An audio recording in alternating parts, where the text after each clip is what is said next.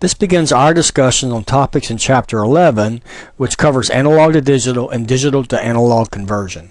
We would like to use a microcontroller to control things in the real world. Unfortunately, the real world and the microcontroller speak different languages. A microcontroller understands digital code, while things out in the real world are physical quantities such as pressure, temperature, humidity, etc., and we have to have some manner of converting between these real-world quantities and digital codes. This is a two-step process. We're first going to need a sensor that's going to translate these real-world quantities into some electrical quantity. In our case, we're going to use voltage, and then we need to have a second subsystem that's going to convert this voltage to a digital code. The subsystem that converts voltage to a digital code is called an analog to digital converter.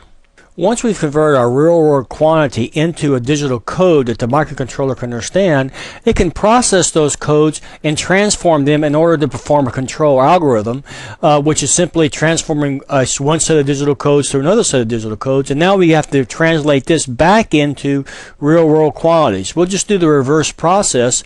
We'll take a digital code, go through a subsystem called a digital to analog converter, convert it to a voltage, and then go through some sort of transducer that's going to convert this electrical quantity into a real-world quantity such as sound, light, position, etc.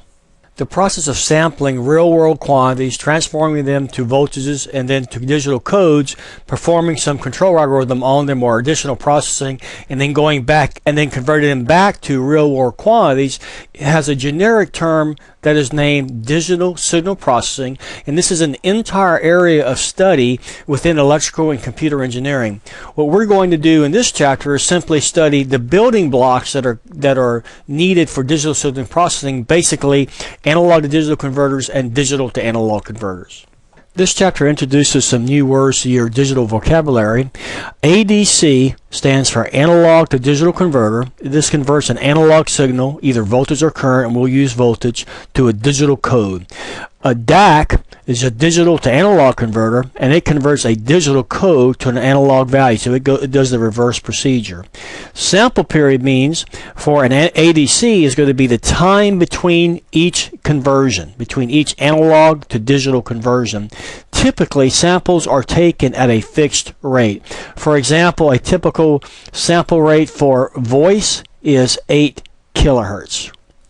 Vref, the reference voltage, what that means is that the analog signal for an ADC or a DAC will vary between 0 and Vref or between plus and minus Vref. In our examples, we will always use between 0 volts and Vref. Resolution is going to be the number of bits used for the digital code, either in a ADC or a DAC. We will typically use in this class either 8, 10, or 12 bits. Finally, conversion time is going to be the time that it takes for an analog to digital converter to do one conversion. An n-bit ADC maps a voltage Vn to a digital code that we'll call ADC code. Vn ranges from 0 to Vref exclusive. Vn is always considered to be less than Vref, while the ADC code is going to range between 0 to 2 to the n minus 1 inclusive. The formula for mapping this number line to this number line is as follows. The ADC code is equal to the floor of Vn divided by Vref times 2 to the n, with 2 to the n because that's the number of codes in this number line. Notice that since Vn is less than Vref, this number here will always be less than 1.0. The floor function says to truncate any fractional part of this code that is resulting, so this number here will always be less than 2 to the n. The maximum number that this can produce will be 2 to the n minus 1. The best way to remember this formula is simply remember it in an intuitive manner. All we're doing is mapping one number line to another number line. This is the percentage of Vn to Vref. For example, if Vn is halfway between 0 and Vref, then this number here is going to be 0.5, and we're going to get a corresponding ADC code that's halfway between 0 and 2 to the n. Here's a numerical example. We have Vn equal to 3 volts, which is going to be about 3/4 of the way between 0 and 4 volts. We're going to map to an ADC code. It's about 3/4 of the way between 0 and 2 to the n. We plug the numbers in. 3 divided by 4 is 0.75. 2 to the 10th is 1024. We do this multiplication and we get an ADC code of 768. Here's one more numerical example. In this case, Vn is 2.17 volts. We say 2.17 divided by 4 times 1024. We get 555.52. We simply truncate this, and we get 555 as our ADC code. We can also go the reverse direction from code to voltage. All we need to do is solve for Vn given an ADC code, and we do that, and we get this formula here where we say ADC code divided by 2 to the n. That's going to give this percentage here. We're going to multiply that by Vref, which is the maximum value over here, and we'll get Vn. Notice that this percentage right here will always be less than 1.0, so the output voltage that we compute here can never be equal to Vref. Let's do a numerical example.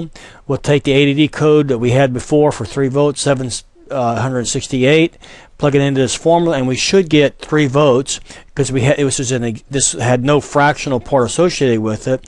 So 768 divided by 1024, that's 0.75 times 4 volts, and we get exactly 3 volts. Let's take this ADC code 555 that we computed for this analog to digital input voltage 2.17 volts and go the other direction. So let's do that. So we'll take 555 divided by 1024 times 4 volts. We get this value right here, which will round to the nearest millivolt as 2.168 volts.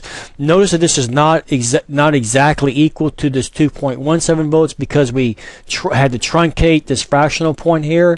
There is some inherent error in ADC conversions due to their limited precisions. We do not have an infinite number of bits here, and so we will get some conversion error. What we get will not be exactly the truth, but it'll be very close to the truth. The more bits that we use in our ADC, the closer we will get to the truth. Let's discuss ADC resolution. For an n-bit ADC, the smallest input voltage that can be resolved is 1 least significant bit, or 1 divided by 2 to the nth times Vref plus minus Vref minus. This gives a total voltage range. Generally, we'll use Vref minus as 0 volts. So this equation right here will simply simplify to 1 divided by 2 to the nth times Vref. So as an example, 1 least significant bit in terms of voltage is going to be, for Vref equal 4 volts, n equal 4, is going to be 1 over 2 to the 4th times 4 volts. The 1 over 16 times 4 volts will equal 0.25 volts. This shows an ADC resolution for a 10-bit ADC using a Vref of 4 volts. Here's 2 ADC codes that are only different by 1 least significant bit. Here are their corresponding voltages. Using our formula of 1 divided by 2 to the n times Vref, we get 1 divided by 1024 times 4 volts, and we get about 3.9 millivolts. Notice that this is a very small voltage compared to our previous example. We only had a 4-bit ADC. The more bits you have, the more precise your ADC will be. So before we go any further, let's talk about digital to analog conversion, as we'll need this in order to discuss analog to digital converter architectures. So a digital to analog converter, a DAC, does the opposite of an ADC. It takes a digital code and produces an output voltage. In our examples, the output voltage will range from 0 volts inclusive to Vref exclusive. This shows the input code increasing by 1 least significant bit. If it goes up by 1 least significant bit each time, then the output voltage will go up by the precision of the DAC, which in this case, this is an 8-bit DAC, would be 1 divided by 2 to the 8th times Vref, or 1 divided by 256 times Vref. Our full scale voltage for this 8-bit DAC would be Vref times 255 divided by 256. So almost to Vref, but not quite. If we plot this, we'll see that the output voltage for each increase by 1 least significant bit goes up in a stair-step fashion. This slide shows mapping a DAC code to a voltage. This formula is the exact same formula we use for mapping an ADC code to a voltage, except we simply replace ADC code by DAC code. So the output voltage here is going to be DAC code divided by 2 to the n times V.